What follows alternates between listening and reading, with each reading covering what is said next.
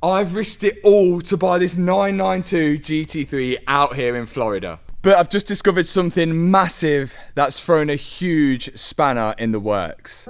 After Adam LZ's old GT3 was listed on Copart, I knew I had to buy it. Sold on approval.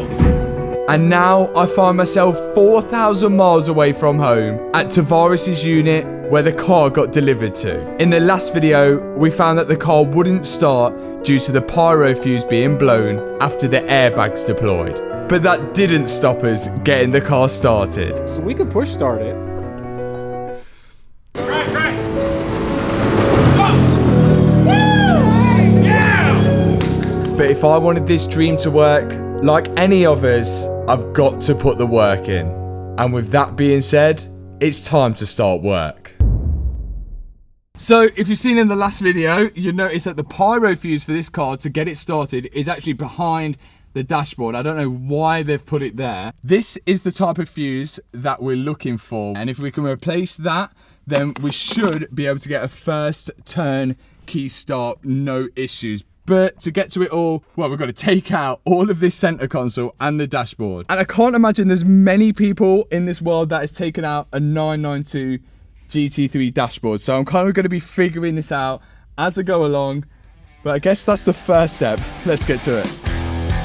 One thing that's going to make this job a little easier is removing the seats. And these seats aren't just any regular ones. Look at this service I've got. The GT3 comes with carbon bucket seats, and I can only yet imagine how much they cost. So when working on this car, I'm trying to be really careful not to damage anything. Yeah, they are light. What a seat. Right, good start. With the seats out, I've got more room to move around the inside of the car, and I can start stripping out the seat belts because these are completely locked out. The belt is up behind this rear door card, and that would be easy enough to remove on a normal car, but this one has this cage in it. There's two bolts where it looks like here. I don't think it's actually welded in, and then I think it's going to be mounted at the back. The seat belts usually lock out during an accident to pull the passenger and driver back into the seat, so the airbags work to their full potential. But to get the seat belts out on this car, I've got to remove the roll cage. Again, without damaging anything. Wow. That's where we put it. Whew. Done. Yes. Now the roll cage is out, I can get to the rear door card and remove it. And then after that, I should be able to access the seatbelt and the tensioner, which works as a sort of explosive to tighten the seatbelt, which we're going to need to take out and replace. Whilst the rear door card is off, I can access the curtain airbags, which are pretty self-explanatory. They have again another explosive device which detonates the airbag to blow, and we're going to have to replace all of this. There's two bolts actually holding in the detonation part, and then a lot of these special clips which hold it to the actual roof of the Porsche. Okay, so we're fully stripped apart in the back here. No roll cage, seatbelts are out, curtain airbags are out, and now we need to move on to the dashboard. And really, to get this dashboard out, I have no clue. I'm going to see if we can get away without removing this center console, because there is a lot of buttons and a lot of things that I could break when removing this. So I'm hoping I can get this out fairly smoothly. First step will be getting the steering wheel airbag out, taking the steering wheel off, and then hopefully this bit is separate to the bottom piece of the dashboard. But fingers crossed. Now, as a lot of you guys may know from watching my previous videos, dashboards can be a hit and miss thing. Some can be easy and some can be extremely difficult. And we're about to find out which category the GT3 sits in. First off, I'm removing the steering wheel airbag, and all the indicator stalks, as it will be virtually impossible to remove the dashboard with all of that on. After that, I'm going to pull away anything that's on clips, and that should reveal all the bolts holding the dashboard in. Porsche have actually used all the same bolts to fix the dash to the car, and once I've removed the glove box, I can go underneath and I can see the passenger side airbag, which will need replacing, and also on this car a knee airbag as well. And after that, there wasn't really too much left to remove. Okay, this dashboard is ready to go. All the bolts are out now. I just need to lift it out. Actually, It wasn't too bad. I think maybe I'm getting a little bit better at all this stuff. But this car is actually built quite nicely compared to the Cayman. There's little rubber gaskets in between all the plastic panels to stop them from squeaking, which is like the little extra bits I guess you get in a 911 as compared to like a Cayman. But we are not far from getting this thing out now, and then we can then start looking at getting this part of the dashboard fixed. So, well, let's lift this out. Not a bad effort at all, and dare I say, one of the most easiest dashboards I've ever had to remove. But I find out later how this is far from the case. Yes! The dashboard is out. Yes! Everything is everywhere. There's parts of the interior scattered around Freddie's workshop. What'd you do? I know. Come on, man. I know. Dashboard is out. Sweet. Do you think that can be repaired? Yeah, absolutely. So I have a good interior guy. We can just cut this and either re-glue it or re-sew it. Perfect. Should be good. And they can keep all the original stitching. Yep. And job's a good one. Absolutely. Now, I'm only in Florida for a limited amount of time, so I'm trying to get everything done as quick as I can, especially the dashboard, as it's only a matter of time before I forget where everything went. And that could be a serious issue. And you're probably wondering why we haven't even started with the actual damaged part of the car yet. Well, we have one issue. We can't actually get this alloy wheel off. These are all center lock wheels, and they require some crazy amount of torque to tighten these up, and also a special tool to sort of like loosen the wheel as well. So we've ordered that special tool, but in the meantime, whilst we wait for it to arrive, I took the dashboard down to E3 Upholstery. We found it. To meet Matt, who's going to be fixing it. Matt was super helpful and really knowledgeable about this sort of stuff, as he's retrimmed so many of Freddie's dashboards. And not only is he going to be doing that, he's also going to be taking the seat belts from us, as he knows someone that can fit some new tensioners on them as well. So thanks E3 Upholstery, we'll check back with them later. Model number, body type, odometer. Doesn't say anything. No, it doesn't say anything about being damaged. Nope. Just says certificate of title. Does not the salvage certificate. Good. Mm-hmm. So over here they have things called titles, and they can salvage title the car. Like in the UK, you'd have Cat B, C, A, S, and N, and that sort of stuff. But this seems not to have any crash damage title, which is strange. That My name's on the title. oh. So, yeah, I guess it's my car now. When I checked the GT3 out on Car Vertical, I could see at the top of the report that it flagged up as being in an accident. But despite that, this car has a clean title. But it will always show that record of being in an accident when it's checked out using Car Vertical. There's no avoiding it. Car appears to be totaled. Sad day. And the same could be said for a lot of cars all around the world. But the good thing about Car Vertical, it works in over 20 different countries. After you pop your registration in or VIN number, you'll get a report like this. And on this one I can see again an amber light showing that this car's been involved in an accident. When I scroll through the report, I can see that all the mileage all lines up. But on this Audi RS3, I can see it was recorded damaged in June 2019. And what's even better than that, Car Vertical even have the photos of when the car was auctioned off at the Car Crash auction website. So to check your car out, a friend's car, or a car that you're potentially about to buy, click the link in the description box below and use code MATT to get yourself a nice bit of discount. Thanks, Car Vertical. Now, the mental thing about all of this, taking the dash out, I still cannot get to the pyro fuse. It is somewhere back there.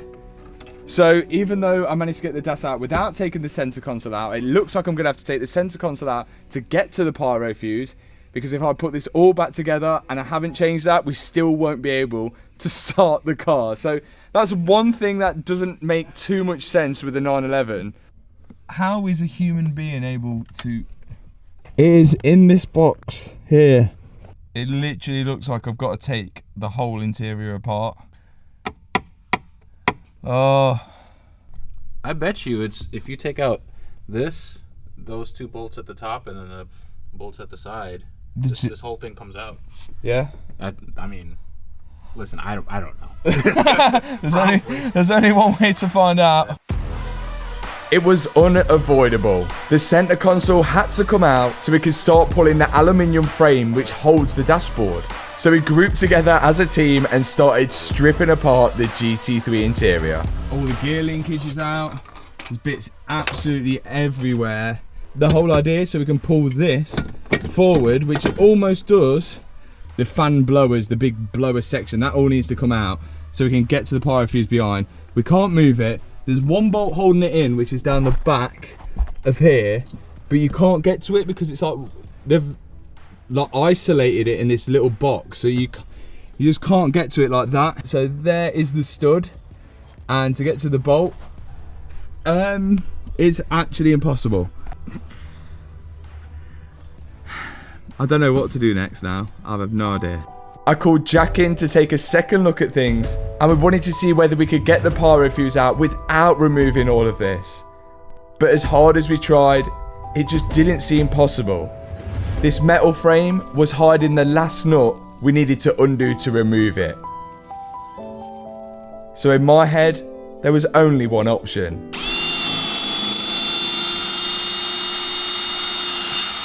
It's me just drilling a $300,000 car.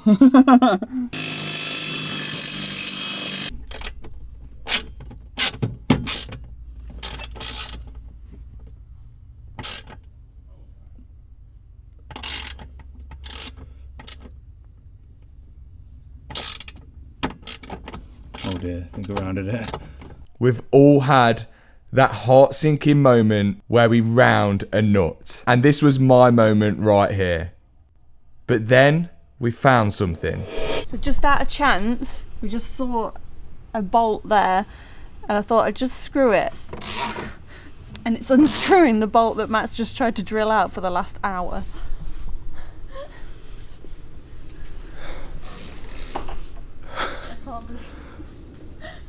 I mean, it makes perfect sense. I mean, put all the other bolts inside the car, put one outside. Wow, wow, wow, wow. Is that even coming out?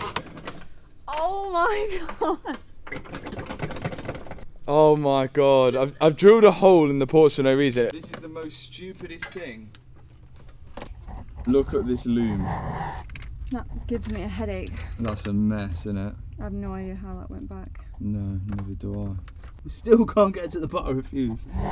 We were one step closer now.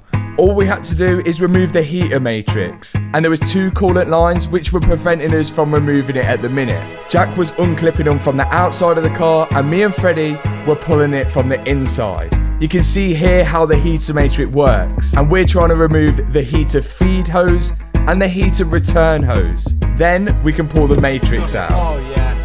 Oh my god! Oh, send it down! Yes! Yes! It's so easy, dude. It's right there. Oh my god! Oh my god! Look at it. Look, it's just right. It's just right there. So why couldn't you? So couldn't you like just move it slightly to one side or the other? I mean. Oh my god! I want to cry. This was a lot of work. Like, it's an excessive amount of work. Who did this? Who did this? Who put this there? Why? There you are, my friend. So how does it work? The power comes in here from the battery. That is transferred along that into this side, I believe. And because the fuse is broken in this area, it's not transferring the power to here, which would send it all the way directly to the starter motor. This is insane. I've never seen anything like this. I've never seen that. All of that work for this tiny fuse here. And the good news, it was actually broken. We didn't just take that out for no reason at all. You can see that here. Here we go. Oh. Oh dear. That's a. Oh dear. That's a little camera. Oh dear. I think you might need an alignment, man. Oh. Oh my god. That just fell off. Yep. The suspension strut is snapped. Sweet. The only thing holding this is a brake line. Oh, okay. Probably not the best thing. Nope. Okay, how will I get this wheel off? So we have a wheel tool over there. Oh my god, it's on like a... Jeez, what is this? You want to know how much that tool cost? How much is that? 5,000. Five grand, I'm putting that back down. Wow, and this is the locking key. Yeah. To get it off. This also has carbon ceramic brake discs, and I'm really hoping that there is no damage to it when we get this wheel off. Yep, me too. Carbon brake discs have the pros and cons. The pros being they dissipate heat a lot better than steel discs. They're also a lot lighter than steel discs. And because they dissipate heat better, they also take a lot longer to wear. But all of this comes at a price. With some carbon discs, the price starts at £4,000 per disc. So I'm really hoping there's no damage to any of mine. Right.